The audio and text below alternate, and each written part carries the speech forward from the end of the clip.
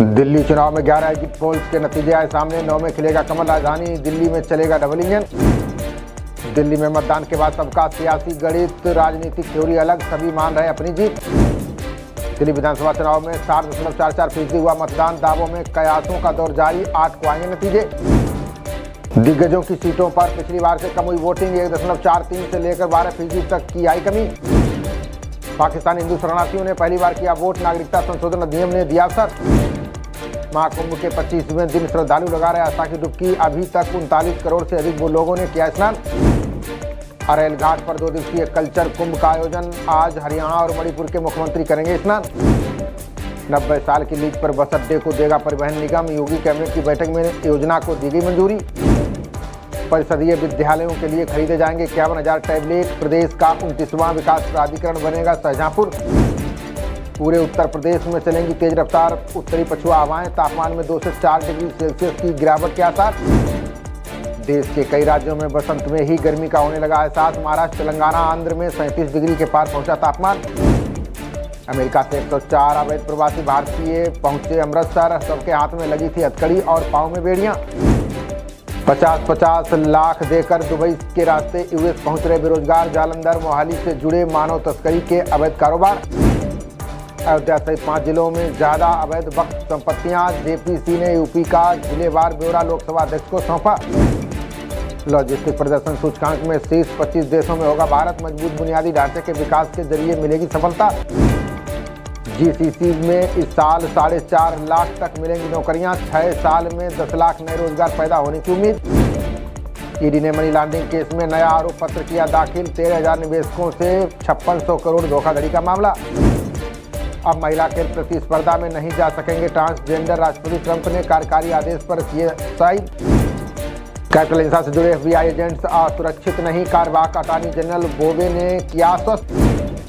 Global warming से शहरों में बढ़ रही है चूहों की आबादी। उच्च तापमान और आबादी से अनुकूल बना माहौल।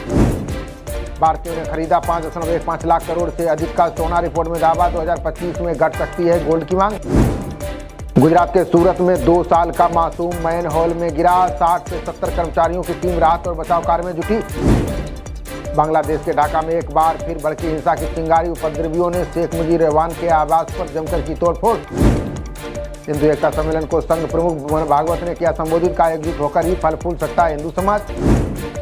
यूपी में लॉटरी से मिलेगा शराब की दुकान का लाइसेंस। एक ही दुकान से मिलेंगी बियर, देसी और अंग्रेजी शराब। घाव पर टाँके के बजाय फेविक्विक लगाने पर नर्स निलंबित। कर्नाटक सरकार के मुख्य सचिव ने बैठक में लिया फैसला। दिल्ली पहुंचे मणिपुर के सीएम, वरिष्ठ मंत्री और विधायक। गृहमंत्री शाह से मुलाकात कर राज्य की स्थिति पर करेंगे चर्चा। ओडिशा में डिप्टी डायरेक्टर के घर से 1.5 करोड़ नकद जब्त। भ्रष्टाचार निरोधक विभाग ने महापात्रा के घर की ली तलाशी।